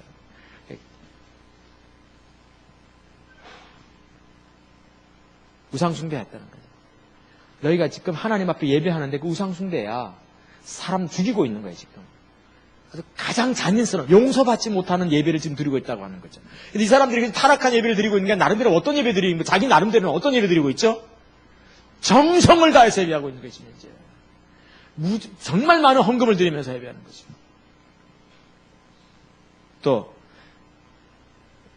드리는 예물은 돼지 피와 다름이 없고, 분양하는 것은 우상을 찬송함과 다름이 없었어. 그들은 자기의 길을 택하며 그들의 마음은 가증한 것을 기뻐하지. 우리는 그들이 막 가증한 거 기뻐한 줄 알아요. 아니요, 그들은 하나님께 예배하고 있었어요. 어린 양으로. 하나님은 아주 뭐라 그럴까? 다시는 이스라엘 백성들이 일어설 수 없을 만큼 심한, 제가 참 이렇게 뭐라 그럴까? 이게 심한 단어만 생각해내는 사람이에요. 더 이상 아내가 나한테 할 말 못, 요즘은 그렇지 않습니다만, 지금은 제가 이렇게 지죽은 듯이 살고 있습니다. 우리 가끔 이렇게 남편들은 남편이 여자가 더 이상은 내게 대들지 못하도록 그냥 극악무도하고 마지막 가슴에 폐부를 콱 찌르는 그 한마디, 우리 임경 목사님이 가끔 하셨을 것 같은데, 지금은 안 하시잖아요. 예? 오늘 사모님이 안 오셨네요. 찌르는 게 한마디 있거든요. 강 찌르는 거. 맞습니까? 이게 하나님이 이렇게 찔러댄 거예요, 이스라엘. 더 이상 이스라엘 백성은 이렇게 한 말 못하도록. 묻어요. 정성껏 예배했는데 왜 그렇게 하나님 말씀하신 거죠? 이유가 1절과 2절에 나온 거죠. 그 전절에 보시면. 여호와께서 이같이 말씀하시되 하늘은 나의 보좌, 땅은 내 발등상. 너희가 나를 위해서 무슨 집을 지었고 내 안식할 처소가 어디냐. 나 여호와가 마노라. 나의 손이 이 모든 것 지어 다 이루었느냐. 성전 지었다. 무릇 마음이 가난하고 심령이 통회하고 내 말을 인하여 듣는 사람. 신앙의 본질이지요. 그 사람은 내가 권고해. 마음이 가난하다는 게 무슨 뜻이라고 그랬습니까? 내 속에는 어떤 선한 것도 없고 내 속에는 하나님을 기쁘시게 하는 어떤 능력도 없기에 하나님의 은혜에만 의존해 살아야 되니까 그분의 자비에 의존해서만 그분의 자원을 의지해서만 살아야 때문에 그 앞에 내 가슴을 통해하고 찢으면서 내가 입에서 나오는 그 말씀으로만 살겠다고 정직하게 직면에 서는 거잖아요. 맞습니까? 이게 신앙의 본질이잖아요. 이게 하나님을 알고 살아가는 거잖아요. 그렇죠. 신앙의 본질이 없으면요, 이렇게 됐습니다. 이사야 때 망하고, 예레미야 때 망하고, 예수님 때 망했어요. 본질이 없어서 망한 거죠. 자, 그랬더니, 이게 말라기 때가 문제가 됩니다. 말라기 때는 어떻게 또 됩니까? 알다시피, 그 페르시아에 다 끌려갔다가 이제, 이라크로 다 끌려간 거예요. 이라크로 끌려갔는데, 바빌론에 끌려갔는데, 이라크가 이란한테 망해요. 페르시아한테 망하죠. 페르시아 고리스 왕이 다 놓아줘요, 이렇게. 돌아오고 난, 자, 70년 동안 노예 생활하다가 돌아왔으면, 제대로 제대로 된 게 뭐 있겠습니까? 없겠습니까? 제대로 된 게 있을까? 없을까? 없었던 거죠. 소도 없고, 양도 없고, 제대로 된 게 없었어요. 그러니까 하나님께 제사를 어떻게 드렸다는 겁니까? 그냥. 적당히 드린 거예요, 그냥. 튼실한 것 안 드리고, 병든 것, 지금 없으니까, 나름대로. 그리고 또 실제로 이사야 때 그렇게 튼실하고 레위기 법전을 따서 어린 양 드리고 튼실한 거 드려도 망했어요, 안 망했어요? 그러다가 망해가지고 그냥 끌려왔는데, 드릴 때 이렇게 드렸거든요.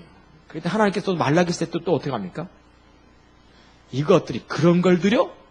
이스라엘 백성들은 참 힘들어요.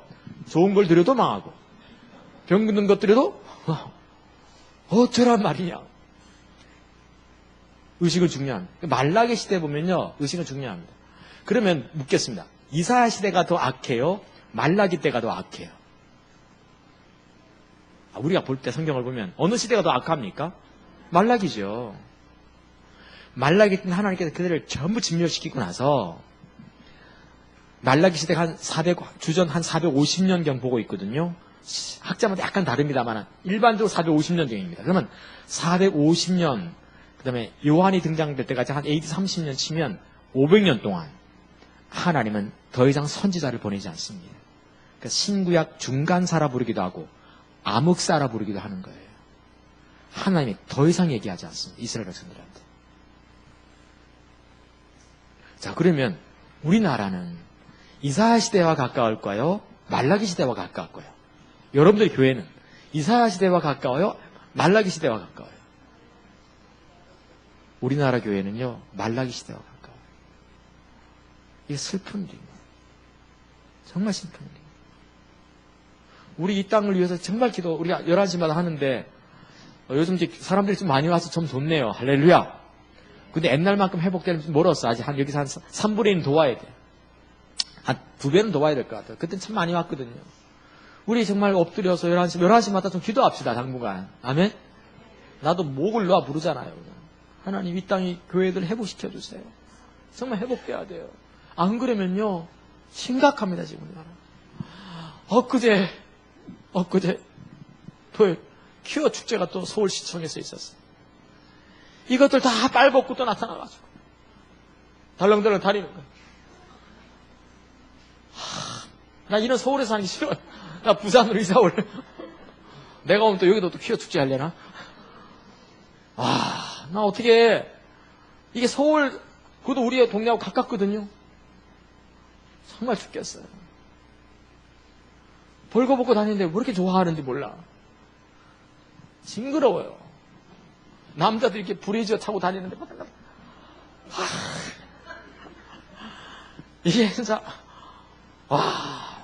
어떻게 이럴 수 있죠, 이게 세상이. 악해져도.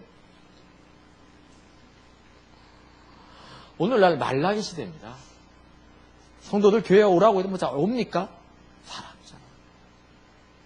이 의식은 중요하다는 거예요. 세 번째. 동그라미 쳐야 되죠. 세 번째가 제일 중요하죠. 자, 그렇기 때문에. 의식이 아무리 많아도 본질이 없으면 뭐한다? 하나님 앞에서 아무 소용이 없어요. 이게 의식이 중요하다니까요. 너무너무 중요해요. 근데 의식은 중요한데 거기 가만히 보면 의식은 뭐다? 표현하는 수단이다. 본질을 담는 그릇이다. 맞습니까? 그렇기 때문에 본질이 없으면 의식은 아무리 중요해도 아무 소용이 없어요. 이게 이사야, 예레미야, 예수님 시대 문제입니다. 아까 제가 하나님 아는 것 얘기했는데요. 이럴 때 하나님 알고 사랑하는 것이 없으면 우리의 의식이 별로 의미가 없다는 거예요. 하나님이 하나님 아는 지식을 근거로 해서 하나님의 인생의 유일한 힘, 유일한 전부의 반석, 유일한 전부의 기쁨, 이런 관계가 아니면, 주님이 내 전부가 아니면, 다시 말하면 내가 모든 걸 다 잃어버려도 예수만 있으면 된다, 이게 아니면요, 사실 우리의 의식이 의미가 없을 수도 있어요. 예수만 있으면 되지 뭐. 다 잃어버려도. 할렐루야? 헨리 블랙가 목사님은 이 사랑이란, 하나님을 사랑한다는 이 말을 신학자마다, 목회자마다 약간 다르게 표현합니다. 여전 목사님은 내 인생의 유일한 전부 삼는 것, 이렇게 표현했고, 헨리 블랙가 목사님은 내가 가진 모든 것이 하나님과의 사랑의 관계뿐이라 할지라도 내가 만족할 수 있으면 그게 사랑이라고 표현하잖아요. 좀 없어도, 잃어버려도 그저 하나님과의 내 사랑의 관계가 있어. 그래서 나는 완전히 만족할 수 있어. 그게 사랑이라고 표현하고 있어요. 어떻습니까? 이 본질이 없으면 우리의 의식이요, 의미가 없어집니다. 아멘? 어떤 분은 또 이렇게 얘기해요. 어차피 본질 없으면 에이, 의식도 행하지 말자. 그런 사람은요, 빨리 망합니다. 그 사람들은 더 급히 망할 수 있어요. 본질이 없는 것 같으면요, 의식을 잘하고 있더라도 하나님 앞에 엎드려서 마음 가난하고 통회하고 말씀 앞에 떨면서 서서 자꾸 다시 하나님 사랑할 일을 힘써야지. 아멘? 그렇게 해야 돼요.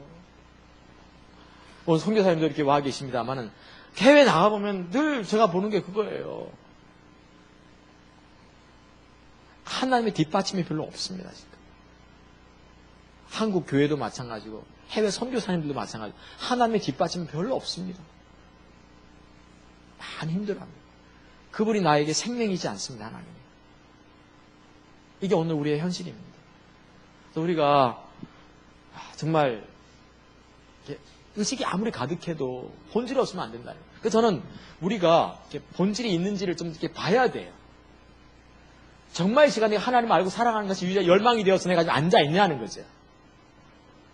내가 동력자의 삶을 살기 위해서 하나님을 알기 위해서 하나님의 길을 알기 위해서 얼마나 열망하며 앉아있냐는 거죠. 이렇게 앉아있다 보면요, 앉아있는 자세가 달라집니다. 신앙의 본질에 서 있는 사람은 앉아있는 자세도 달라져요.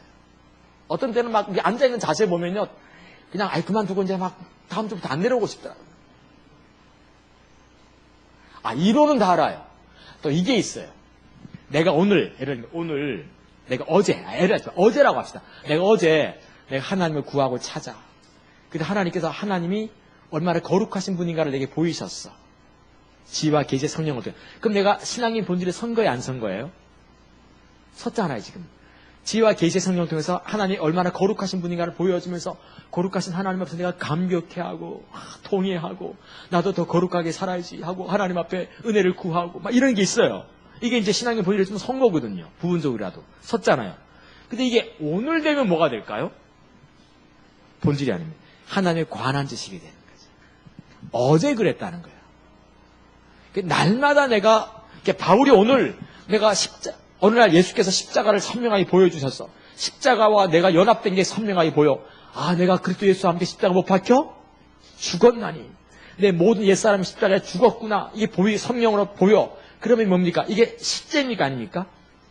이게 신앙의 본질이잖아요. 지금 실제가 됐어. 십자가의 기준이 딱 보여. 그러면 바울은 어제는 분명히 자기가 신앙의 본질에 서서 십자가를 경험했어. 오늘 되면 이론입니다. 그래서 바울은 어떻게 합니까? 내가 날마다 또 다시 또 구하는 거예요. 예수만 알고 또 작정하는 거죠. 우리가 지금 그렇습니다. 우리는요 지금 어제는 분명히 신앙의 본질에 섰던 건 제가 또 알아요. 문제는 지금 오늘 그렇게 서 있냐는 거예요. 오늘 서 있냐는 거예요. 알겠죠? 우리가 어떻게 해야 돼요? 늘 그래서 애통하는 자세로, 라오디게아 교회, 사대 교회 같은 경우가 한때는 신앙의 본질이 나름대로는 다 십자가 먹으면 다 나름대로는 다 섰기 때문에 하나님께서 그들에게 부도 주시고, 맞습니까? 살았다는 이름도 주셨건 다들. 문제는 오늘 죽어 있는 거예요. 그럼 의미가 없어요. 그래서 오늘 우리가 다시 새롭게 서야 됩니다. 네 번째. 제가 3번에다가 보면 의식은 의식이고 본질은 가끔 식당 같은 데 가시면 요산, 요수 이렇게 써놨어요. 요산, 요수. 이게 산은 산이고 물은 물이다. 이렇게. 그걸 어떤 교수님이 딱 들어가셔서 낙수라고 읽은 거예요. 낙자거든. 읽어보면 요산, 요수인데요. 교수님이 창피해가지고 내가 기억이 나요 지금도. 산은 산이고 물은 물이에요. 아멘. 의식은 의식이고 본질은 이걸 의식 잘하면요 사람들은 본질이 있는 줄을 착각해요. 너무 열정적으로 의식을 행하니까 본질이 있는 줄로 생각해요. 항상 가르칩니다. 컵은 컵이고 물은 물이로다. 이게 놀라운 진리입니다. 컵은 컵이고 물은 물이에요. 기도는 기도고 본질은 본질이에요. 근데 기도를 많이 하다 보면 자기가 뭘 빠진 줄 알아? 하나님 사랑하는 줄 알아. 기도의 본질은 뭡니까? 하나님과 대화에 있잖아요. 그분의 뜻을 알기를 구하는 거거든요. 그걸 통해서 뭡니까? 그 하나님을 더 알고 사랑하기를 구하는 거예요. 그게 기도의 본질인 거죠. 오늘 우리는 우리 자신을 돌아봐야 됩니다. 네 번째, 신앙의 본질에서 떠나는 것이 하나님을 떠나는 것이. 많은 사람들이 하나님을 떠났다 그러니까 의식에서 멀어진 줄 알아요. 그렇죠? 아니에요. 의식은 이사야, 예레미야, 예수님 시대 때 정말 가득했습니다. 이게 문제입니다. 오늘 이렇게 설교 듣다가도 제가 예를 들면 성도들이 이렇게 있으면 어떤 목사님이 딱 이제 저녁 때 설교하는 거예요. 여러분들 내일부터 거룩하게 삽시다. 이렇게. 그럼 이제 사람들은 어떻게 생각합니까? 하나님을 진짜 내일부터 더 사랑해야 됩니다. 그러면 이제 사람은 어떻게 생각해요? 내일부터 새벽기도 빠지지 말아야지. 내일부터 큐티 꼬박꼬박 이제 뭡니까? 잊지 말고. 뭐 요 생각부터 합니다. 우리 당장 어디로 돌아간다? 의식으로 돌아간다. 내일부터 하나님을 더 사랑해야 됩니다. 그러면 우리가 어떻게 한다고요? 새벽기도 빠지지 말아야지. 새벽기도 나오라는 소리구나. 이렇게 생각한다니까 우리는 당장. 예배 빠지지 말아야지. 우리 의식으로 방향 돌아가요. 그 얘기가 아닌데. 하나님을 사랑한다는 그 말은 그분이 내게 누구이냐에 달려있거든요. 그래서 하나님을 떠난 것은 의식에서 멀어진 게 아니에요. 본질에서 멀어진 거죠. 알겠죠? 네. 다섯 번째. 그럼 본질로 돌아오는 건 뭐냐? 그게 하나님께 돌아오는 거라는 거죠. 하나님께 돌아오는 것이 꼭 본질로 돌아오는 것이고 신앙의 본질로 돌아오는 그것이고 하나님께로 돌아오는 것. 이 재밌는 게 성경은 참 재밌게 대비를 하고 있어요. 호세아서 6장 보시면 이게 기가 막히게 성경을 이렇게 써놨더라고요. 보니까 6장 1절에 보시면 이렇게 나옵니다. 오라 우리가 여호와께로 이게 이사야 시대지 않습니까? 호세아 이사야 같은 시대니까 의식이 가득 있는데 하나님께로 돌아가자 그런 거예요. 그러니까 이스라엘 백성들은 자기들이 하나님께로 돌아갈 필요가 없어서 왜? 예배를 지금 안 빠지고 적극적으로 정성을 다해 드리고 있거든요. 기도 정말 많이 하고 있거든요. 새벽기도 저녁기도 막 다 하고 있고 성경 공부 잘하고 있고 헌금 잘하고 있고 하나님께로 돌아가자는 말의 의미를 전혀 몰랐어요. 이해가 되죠? 하나님께로 돌아가자 이 말은 무슨 말이겠습니까? 신앙의 본질로 돌아가자는 거예요. 우리 부산 화요 집회가 신앙의 본질로 돌아가야 됩니다. 다시 신앙의 본질로 돌아가야 됩니다. 우리 사역하다 보니까 잊어버려요. 내가 하나님 사랑한 줄 알아. 사역은 사역이고 본질은 본질이로다. 이게 참 이게 명언이죠? 오늘 이명원 사모님 안 계신데 명언입니다. 이게. 자, 하나님께 돌아가자. 그러게. 3절 보시면. 그러므로 우리가 이와를 알자. 그랬대. 호세아서는 6장 1절과 3절에 분명히 하나님께 돌아가는 게 뭐냐? 하나님을 아는 자리로 돌아가는 거예요. 아는 자리로 돌아가는 거예요. 신앙의 본질로 돌아가는 거예요. 성경은 분명히 그렇게 말하고 있습니다. 6번째. 신앙의 본질에서 떠나면 아무리 의식이 많아도 심판이 있게 됩니다. 이게 이사야, 예레미야, 예수님 시대. 그렇게 기도했는데도 심판. 그렇게 전도했는데도 물 건너고 산 건너며 전도했는데도 심판받아요. 이 억울할까요? 안 억울할까요? 아니 교회도 안 다니고 열심도 없어가지고 심판받았다 그럼 이해가 돼. 좀 덜 억울할까요? 그죠? 덜 억울하고. 근데 이거는 주를 위해서 열심히 살았는데 열심히 이렇게 심판받아. 그럼 억울해요? 안 억울해요? 억울한 거죠. 우리 억울한 사람 없도록 하길 바랍니다. 억울하면 안 되잖아요. 맞습니까? 7번째를 제가 잘못 깨놓게 나왔어요. 이거는 율법주의와 연관된 건데 7번째 쭉 질긋고요. 이렇게 쓰십시오. 신앙의 본질로 돌아가면 하나님의 생명이 넘칩니다. 신앙의 본질로 돌아가면 하나님의 생명이 넘칩니다. 하나님은 신명기 30장에도 말씀하신 것처럼 내가 너희들 앞에 복과 생명도 없다고. 내 은혜가 넘치게 만들었다는 거죠. 실제로 사무엘서 보시면 아시겠습니다. 사무엘상 7장 1절부터 이하에 보시면 사무엘상 17장 1절부터 이스라엘 백성들이 블레셋 사람들한테 노상 깨지고 뭐 핍박받고 뭐 약탈당하고 막 침략당하고 이렇게 살았거든요. 사사기 시대 이렇게 보면 모든 땅 다 빼앗기고 가나안 땅 다 빼앗기고. 근데 사무엘이 미스바 성의를 통해서 하나님께 오버하니까 돌아가자고 그랬어요. 하나님께 돌아왔더니 즉각 하나님께서 어떻게 하십니까? 잃어버린 실지 유업 땅을 되찾아 주십니다. 다시는 블레셋 사람들이 이스라엘 사람들이 경내에 들어오지 못하게 만들어 버리십니다. 맞습니까? 생명과 복이 있게 돼 있어요. 하나님은 신앙의 본질에 돌아서면 그냥 계시지 않아요. 우리 모두 다시 좀 한번 돌이키는 시간들이 있었으면 좋겠어요. 우리 모두에게. 할렐루야. 내가 지금 얼마나 뭘 잘하고 있느냐 이거 말고 정말 저분으로 만족하고 있는가. 저분 알고자 내가 지금 몸부림치고 있는가. 저분 알고자 하기 위해서 일단 알기 위해서는 관에서 알아야 되니까 밤 2시까지 공부도 좀 하고 있고 막 공부하면서 하나님 공부하고 나서 좀 덮고 다시 하나님 구하고 찾고 예배하고 이런 시간들 찾고 있냐는 거죠. 문제 지금. 이거 있어야 되잖아요. 안 그래요? 할렐루야? 저는 지금 하고 싶은 거는요, 이게 글 같은 걸 좀 많이 남기고 싶어요. 책 같은 거 이렇게 좀 해서, 여주보 목사님은 책을 잘 쓰시, 그런 책 말고, 그냥, 좀 더 이렇게, 뭐랄까, 좀, 우리가 덜 떨어질 때가 많지 않습니까? 읽어도 모를 때가 많으니까, 좀 그런 것들 좀 이렇게 이해하기 쉽게끔. 그래서, 근데 요즘 제가 이게 시간이 없어서 못해. 사실 그것도 거짓말이고, 시간이 있는데, 어쨌든 간에 그렇게 하고 있어요. 우리가 좀 그렇게 살아야 돼요. 안 그래요? 우리 새벽 2시 이전에 자지 맙시다.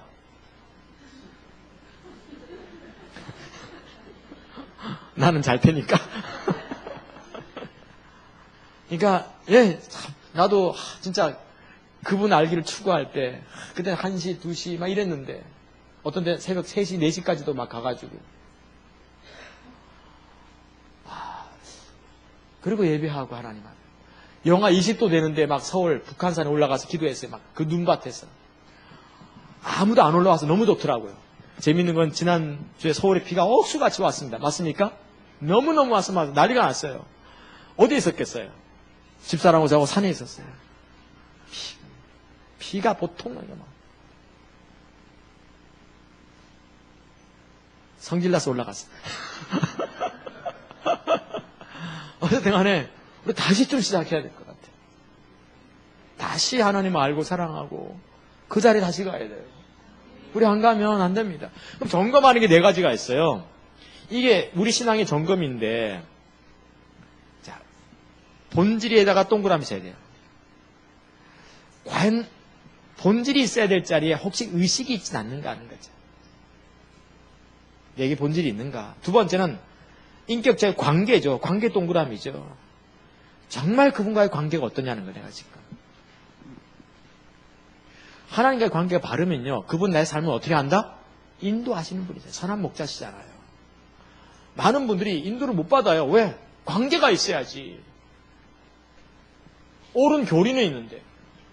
그러니까 실제로 바리새인들은 정말 옳은 교리를 잘 가르쳤거든요. 너무 성경을 잘 쪼개가지고 진짜 잘 가르쳤어요. 교리가 너무 옳았어요.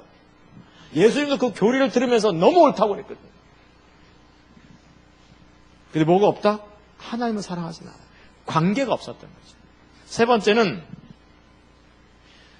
원래 바리새인들은요 이론이 너무 정확했어요. 이 성경 공부를 얼마나 잘했는지 이론이 진짜 좋은 거죠. 근데 뭐가 없습니까? 실제가 없어요. 실제가 없는 거예요.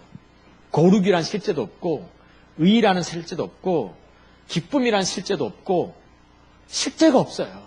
하나님께서 그와 함께 한다는 증거가 없는 거예요. 진짜.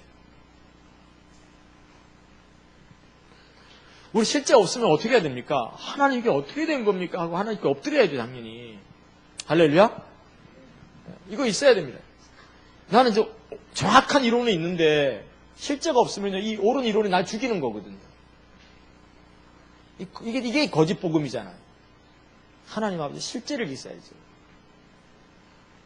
오늘날 너무 많이 알지 않습니까? 지금 사실. 맞습니까? 우리 한 세대 전, 한 두 세대 전만 해도 이 나라의 이렇게 초기 성도들 보시면 뭘 몰랐어요. 우리 한 세대 전에 우리 선배 목사님들 설교하는 거 들으면요. 엉터리가 너무 많아요. 뽕나무에 니고데모가 올라온 것처럼 엉망인 거예요. 지금. 정말 엉망이 많아요. 예. 근데 거긴 뭐가 있었습니까? 실제가 있었어요. 하나님 정말 함께하기 시작했어요. 오늘날은 뽕나무에 누구야? 삭개 올라간 거 정확하게 알아. 삭개오 뜻도 알아. 근데 키가 작은 것도 알아. 근데요, 실제는 하나도 없습니다. 그 삭개오를 변화시켰던 능력은 없어요. 이게 공허한 메아리지요. 그래서 이거 정말 하나님 앞에 다 찾아야 돼요. 아멘? 네 번째, 가르치는 건 정말 잘 가르치는데 나부터 말씀 앞에 떠는 자세가 있어요. 말씀 앞에 떠는 게 몇 가지 의미가 있어요. 하나는 배우려는 자세죠. 배우려는 자세입니다. 말씀 앞에 떠는 자세는 당장 배우려는 자세잖아요. 스데반이 뭐라고 합니까? 너희 목이 곧은 백성들. 마음에다 할 일을 행해야 되는데 육체에다가만 할 일을 행했구나. 자기가 찢는 게 없다는 거죠. 다시 말해서 이 말씀 앞에 떠는 자세는 배우려는 자세인데 정직하게 직면하여 말씀 앞에 서는 자세를 말하는 거예요. 이게 있어야 돼요. 또 배우는 자세, 그러니까 말씀 앞에 떠는 자세가 또 이게 뭘 말하는 겁니까? 하나님께 항상 묻는 자세잖아요. 겸손한 자세. 그러니까 다윗이 그랬어요. 다윗은 항상 하나님께 물어요. 올라가리까? 항상 물었어요. 오늘날 묻지 않습니다. 별로. 왜? 듣지를 못하니까. 듣지를 못하니까 묻지도 않아요. 그러니까 묻는 게 사라지는 게 자꾸 하나님께 묻는 게 사라집니다. 다 자기 경험 갖고 하는 거예요. 책에서 본 것 갖고 하는 거죠. 이게 정말 무섭습니다. 말씀 앞에 떠는 자세. 이런 것들이 우리 가운데 있는지 한번 보시면 되겠어요. 오늘 우리가 이 네 가지를 좀 한번 이렇게 살폈습니다. 결국 새 시대의 비극은 영적 분별력의 상실에서 오는 거거든요. 영적 분별력이 상실되면 제일 먼저 본질과 의식과의 관계를 분별하지 못하게 돼 있어요. 그러면 이때부터 심각하게 우리의 문제가 심각해집니다. 알겠죠? 오늘 다시 이쯤에서 한번 우리가 우리 자신들을 좀 돌아볼 필요가 있겠다 생각이 들어서 오늘 한번 이 말씀을 생각해 보았습니다. 찬양하고 사역하겠습니다.